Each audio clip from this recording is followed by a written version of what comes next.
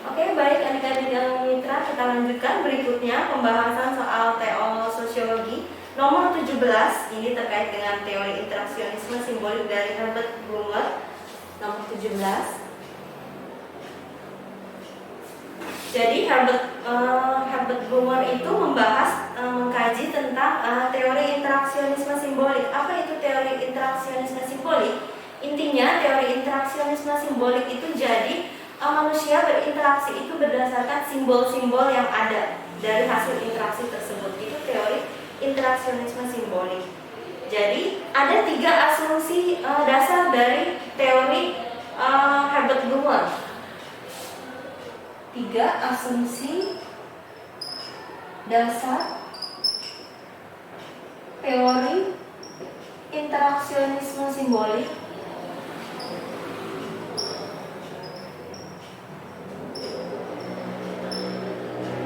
yang dicetuskan oleh Herbert Blumer.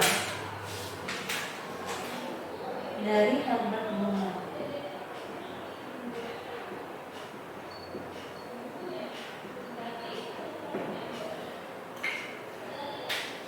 Yang pertama itu isi dari teorinya, yaitu manusia bertindak berdasarkan makna yang diberikan oleh orang lain kepada dirinya. Itu isinya yang pertama. Manusia bertindak berdasarkan makna. Dipersingkat sama apa? Jadi berdasarkan makna dari orang lain.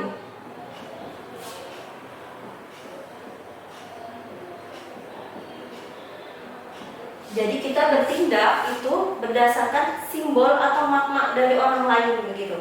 Lalu yang berikutnya, makna itu terbentuk dari interaksi yang kita lakukan dengan orang lain. Makna terbentuk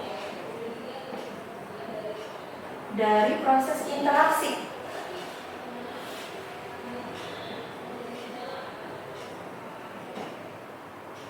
Lalu yang terakhir, si makna yang kita dapat ini bisa kita interpretasikan atau kita tafsirkan.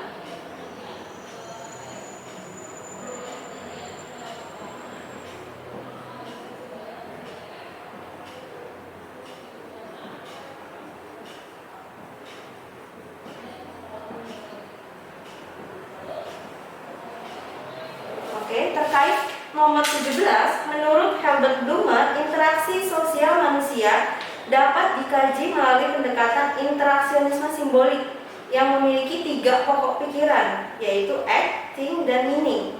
Contoh dari interaksi sosial tersebut adalah, jadi interaksionisme simbolik menurut si Herbert Blumer, jadi kita dalam berinteraksi itu kita menangkap simbol yang diberikan oleh orang lain. Jadi adanya simbol itu, maka akan muncul juga makna. Dari makna tersebut kita dapat merespon balik apa yang telah kita dapetin dari makna yang kita peroleh dari simbol yang kita tangkap dari interaksi yang kita lakukan.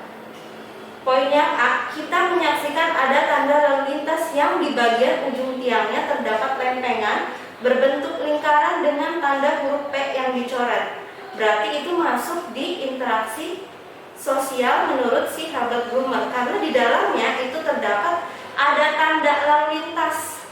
Tanda lalu lintas inilah yang akan dijadikan simbol untuk kita melakukan respon berikutnya.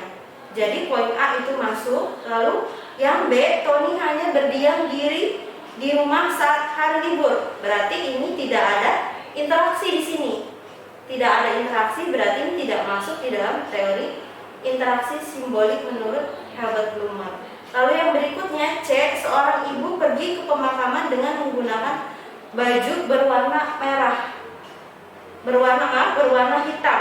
Di situ berarti baju berwarna hitam itu masuk ke dalam simbol, ada maknanya karena dia ingin pergi ke pemakaman. Simbol hitam itu kan ada simbol buka di situ, berarti masuk di interaksionisme simbolik menurut Herbert Blumer. Lalu yang berikutnya yang D, saat rapat direktur memanggil sekretarisnya dengan memberi kode. memberi kode itu kan ada simbol di situ. Ada simbol yang dari simbol tersebut maka dapat ditafsirkan makna. Jadi saat rapat direktur memanggil sekretarisnya. Jadi si direktur itu memberikan simbol kepada sekretarisnya, lalu simbol tersebut akan dimaknai oleh si sekretaris tersebut, baru akhirnya akan direspon balik oleh si sekretaris tersebut.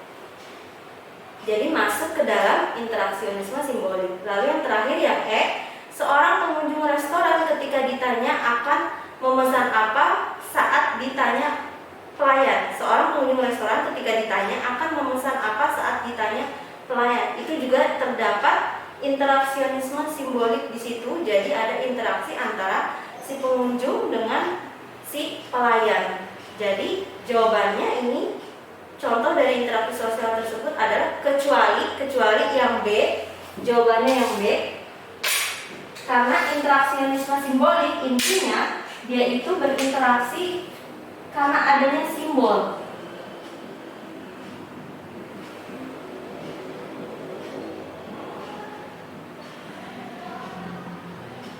Intinya dia berinteraksi karena ada dari simbol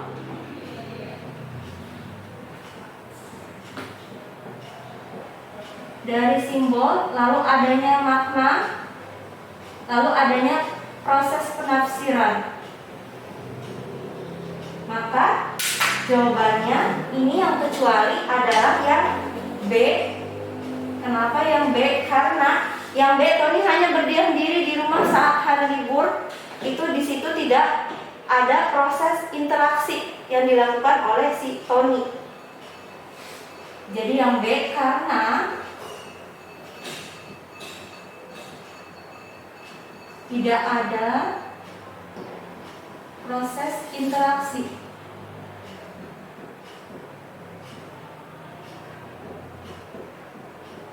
Interaksi simbol dalam poin yang B.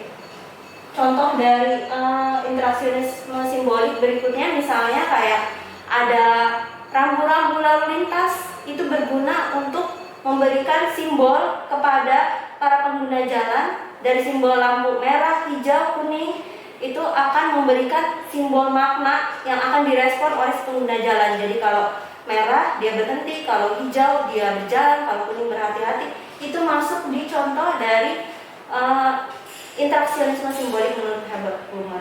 Oke, baik adik-adik MP, cukup sekian. Udah Kak?